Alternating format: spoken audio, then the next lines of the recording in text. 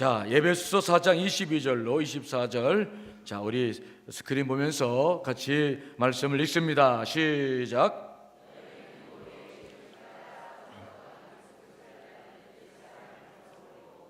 오직 너의 심령이 새롭게 되어 하나님을 따라 의와 진리의 거룩함으로 지으심을 받은 새 사람을 입어라. 아멘. 아멘. 우리가 하나님을 믿노라 하고 세상에서 무릎을 꿇고 사는 이유 중에 여러 가지 이유가 있죠. 하나님의 뜻대로 살고 싶은 마음들이 다 있어요. 그런데 우리가 세상에 무릎 꿇을 수밖에 없는 이유는 우리의 의지가, 즉 우리는 생각이나 말로써 잘못을 말할 수도 있고 여러 가지 그렇게 할 수 있어요. 하지만 결론은 행동인데 그 행동을 좌우하는 것은 우리의 의지입니다. 의지. 즉 말은 나쁘게 하고 서로 미워할 수도 있고 다 그럴 수 있는데 결론은 뭐냐면 행동이에요. 행동이 하나님의 뜻 가운데 있으면 우리는 무너지지 않습니다. 그렇죠? 세상에 우리가 어떻게 완전해가지고 말이나 생각이나 그걸로서 죄를 안 짓는다 그렇게 되기를 원하지만 그건 너무 어렵죠. 그냥 화나 나면 말도 하고 다 그래. 그러나 우리가 신앙인으로서 분명하게 한 것은 딱 무릎 꿇지 않는 마지막 결론은 하나님의 뜻을 행하는, 이것이 이제 우리가 사실은 신앙생활을 그렇게 할 수밖에 없고 그렇게라도 하는 것이 최고로 잘하는 거예요. 생각까지 그렇게 그건 어렵죠. 그렇게 결정할 수 있는 최종적인 것이 뭐냐면은 우리의 생각과 우리의 감정이 아니라 의지라고요. 여러분의 의지죠. 그게 분명히 이게 서야 되는 것이거든요. 그래서 남은 자들로서의 삶을 살 때에 중요한 것은 우리의 의지의 훈련이에요. 자유의지란 뭐냐? 우리의 삶의 자유라는 것이 뭐냐? 세상 사람들의 자유는 자기가 하고 싶은 대로 하는 거죠. 이게 자유라고 말을 해요. 자기가 중심이 돼서. 그러나 우리의 자유는 뭐냐? 하나님의 뜻을 온전히 이루는 것인 줄 분명히 믿습니다. 내가 세상을 따라 살 수 있고 하나님의 뜻을 살 수 있고 내 중심을 살 수 있고 다 할 수 있는데 그건 진정한 자유는 그게 아니잖아요. 진정한 자유는 뭐냐? 정말 내가 자원해서 하나님의 뜻을 이루는 거예요. 자원해서 하나님의 뜻을 따라 살아가고 싶은 거예요. 그래서 그렇게 결정해 나가는 것이 이게 진정한 자유예요.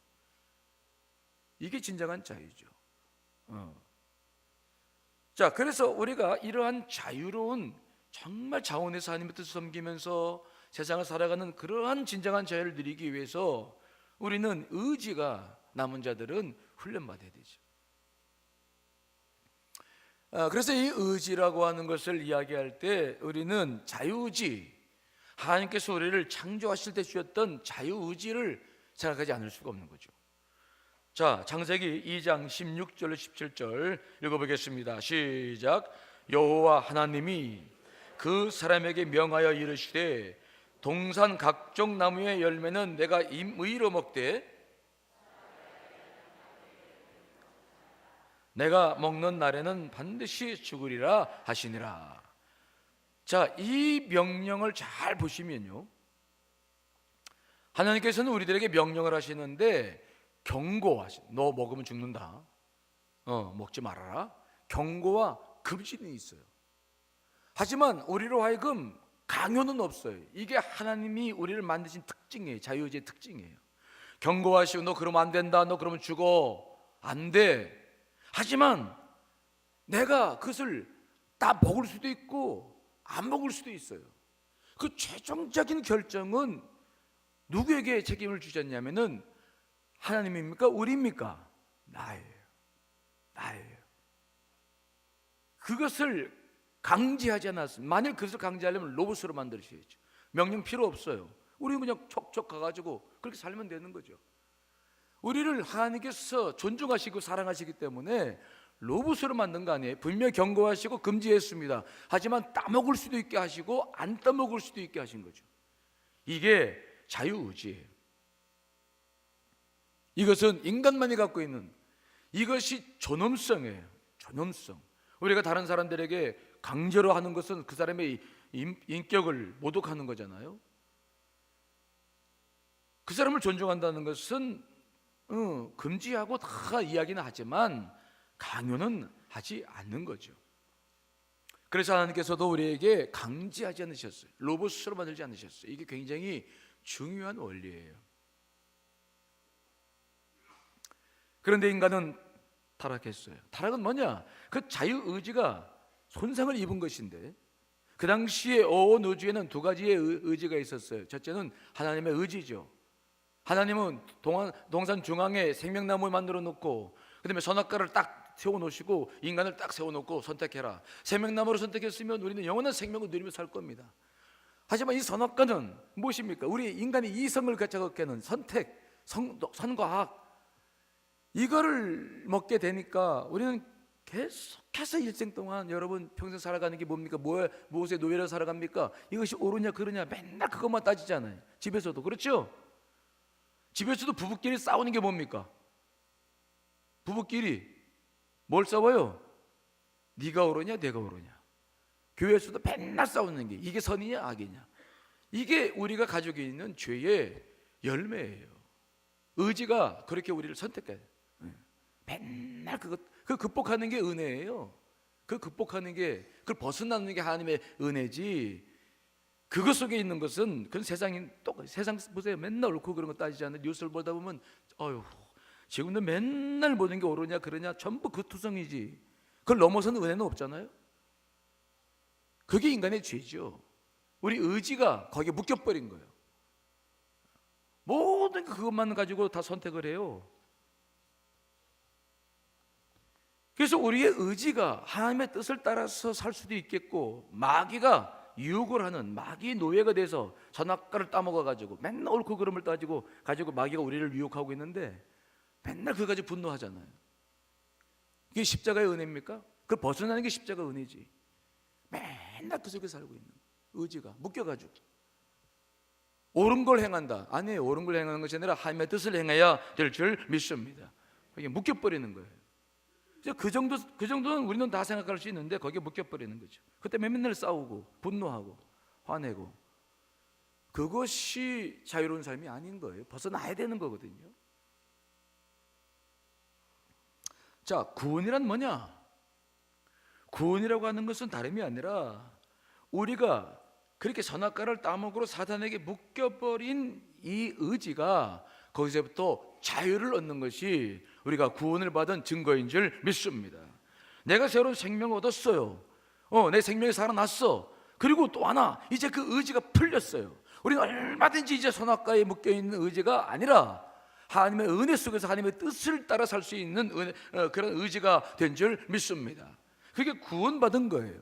그런데 한 가지 우리가 잊지 말아야 될 것은 뭐냐면, 내가 구원받아서 그렇게 이제 가능성을 가지고 있다고 그래서 내가 하나님의 뜻대로 살 수 있는 또 로봇이 됐다는 의미는 아닙니다.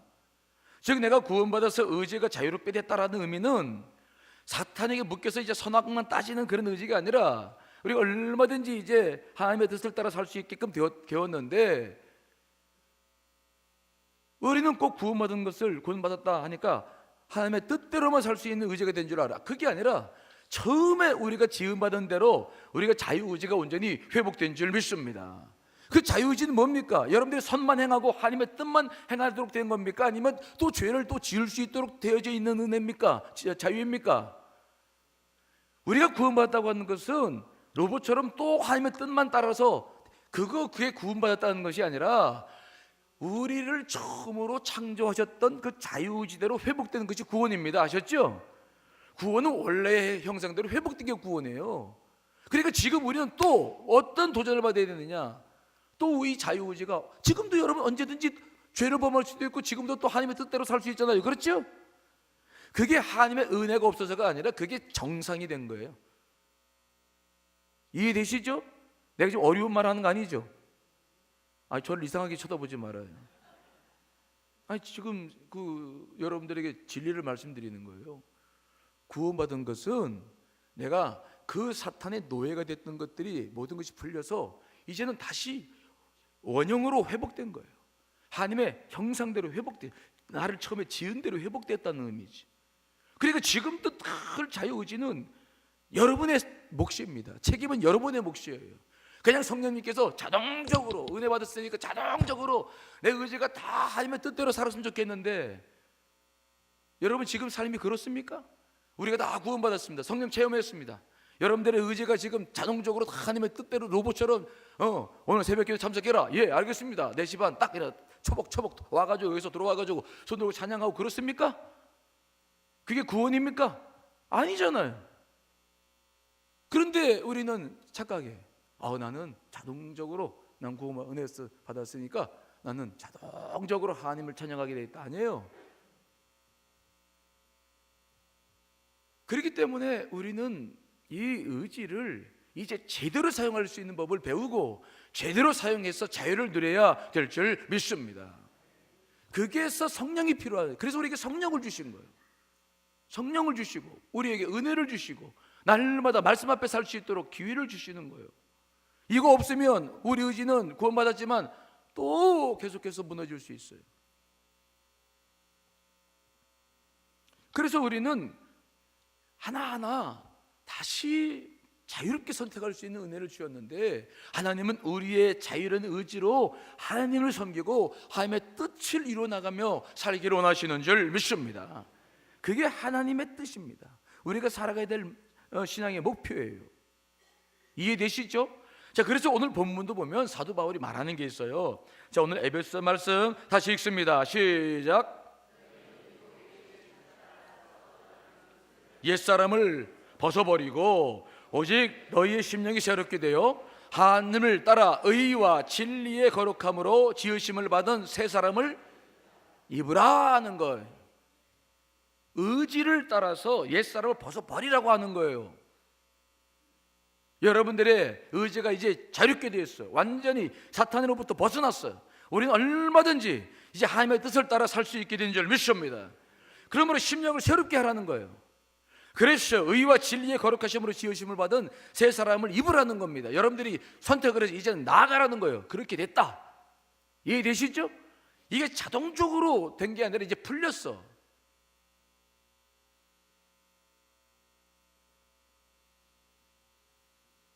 그러면 어떻게 우리가 이 의지를 정말 하나님의 성하신 뜻을 향해서 날마다 살아가며 하나님이 기뻐하시는 것은 로봇이 되는 게 아니에요. 힘들고 어려워. 정말 기도하면서 사는 게 힘들어. 하나님 뜻대로 사는 게 힘들어. 하나님 그걸 모르실까요? 근데 그럼에도 불구하고 우리 막 하나님의 뜻대로 살려고 애를 쓰는 거야. 하나님은 그 모습 자체가 하나님의 기쁨이요 축복이 되는 줄 믿습니다. 완전한 의인은 없잖아요. 십자가가 왜 필요한 거예요? 왜 날마다 회개합니까? 하나님이 보시는 것은 그거예요. 그거. 우리가 의지를 가지고 죄악도 저들 다 했는데 순간순간 이렇게 새벽에 나와서 기도하고 하나님 뜻대로 이 자체가 축복이고 하나님을 기쁘게 해드리는 거예요. 이걸 원하시는 거예요. 이걸. 그렇게 살아야 된다 이 말이죠. 어떻게 하면 좋을까요? 우리 의지가 어떻게 자유를 누릴까? 언제나 하나님 뜻을 이룰 수 있을까? 자, 저를 보세요. 아담과 하와가 왜 자유 의지를 가지고 사탄에게 기울여졌습니까? 그 자유 의지를 무언에 썼기 때문에 그렇습니까? 기억하세요. 우리 십자가의 원리와 사탄의 원리는 달라요. 이 자유 의지를 가지고 아담과 하와는 더 얻으려고 하는 데 썼어요. 즉 하나님이 인간을 창조하시고 에덴 동산에서 살 수 있는 축복을 다 주셨는데 그거 가지고 만족하지 못하고 선악과를 더 따먹고서 하나님처럼 되겠다 얻으려고 쓸 때의 의지를 쓸 때는 반드시 거기에는 그 끝에는 뭐가 있느냐? 사탄이 미소 짓고 있어요. 반가 어서 와라 그래요. 의지라고 하는 것이 이제는 십자가의 원리대로 의지가 훈련받아야 될 줄 믿습니다. 십자가 원리는 뭐냐? 자유의지를 어떻게 썼습니까? 예수님은 얻으려고 쓰는 것이 아니라 버리는 데 썼어요. 아셨죠? 사탄은 자꾸 얻으라고 말해요. 우리는 자꾸 버리라고 해야 돼요. 예수님은 자꾸 버리셨어요. 자기를 부인하고 십자가를 져 나갈 때에 거기에 자유가 있다. 그러니까 뭔가 자유를 의지를 가지고 자꾸 더 얻으려고 한다면은 얻지도 못하면서 사탄의 노예가 돼요. 우리의 의지는 묶여버려요. 자유를 누릴 수 없어요. 그런데 자꾸 부인하고 버리려고 하신다고 한다면 여러분들은 막 가장 소중한 축복을 계속 누리면서 주 안에서 복을 누리며 자유를 누리게 될 줄 믿습니다. 자, 마가복음 8장 34절 읽어봅니다. 시작. 무리와 제지도를 불러 이르시되 누구든지 나를 따라오려거든 자기를 부인하고 자기 십자가를 지고 나를 따를 것이다. 우리의 의지를 어디에 쓰라는 겁니까? 자기를 뭐 하는 데 쓰라는 거예요? 부인하라는데. 부인하라. 나 자기를 부인하고 십자가를 지라. 우리가 진정한 자유를 누릴 수 있는 것은 거기에 있어요. 돈과 물질과 모든 것들은 하나님께 주시는 대로 받는 것이지, 물론 기도하고 나아가는 거 중요합니다. 그걸 무시하는 거 아닙니다. 하지만 욕심을 내가지고 막 잡으려고 쫓아가면 그거 우리는 묶여버려요. 사람에게도 마찬가지고 물질도 마찬가지입니다. 우리의 의지는 그렇게 해서 자유를 누릴 수 있는 게 아니에요. 진정한 자유란 더 많은 소유를 통해서 오는 것이 아니라 진정한 관계를 회복하는 데에서 자유를 누리게 되는 줄 믿습니다. 여러분들의 자유가 소유를 얻으려고 하는 것이 말고 하나님을 더 얻으시려고 하는 관계 중심으로 의지가 사용되시기를 간절히 축원합니다. 버렸을 때 관계도 회복되는 거예요. 그렇죠? 우리가 사람들과 관계도 마찬가지입니다. 부부 사이도 관계도 마찬가지입니다. 서로 잘났다고 얻으려고 그러면은 그 관계는 깨져버려요. 얻는 것도 없어. 그렇죠? 하지만 내가 소유를 부인해. 아니야, 내가 더 해야지. 내가 더 버리고 또 용서하고. 알았어. 자꾸 의지를 버리는 데 사용하면 관계는 회복되고 우리는 더 하나님 안에서 자유를 누리고 행복을 누리고 기쁨을 누리고 인생도 편안하게 될 줄 믿습니다. 소유가 아니에요. 의지를 소유를 얻는다고 쓰려고 하지 마세요. 그게 원죄예요. 원죄. 십자가의 원리는 의지를 어디에 쓰는 겁니까? 버리는 거. 자기를 부인하는 데 써라. 관계를 맺는 데 써라. 그러면 우리의 인생의 모든 문제들이 풀어져요. 남은 자들의 삶은 의지를 제대로 쓰는 사람들, 진정한 자유를 누리려고 하는 사람들이에요. 이 세상의 소유보다 더 중요한 것은 하나님과의 관계인 줄 믿습니다.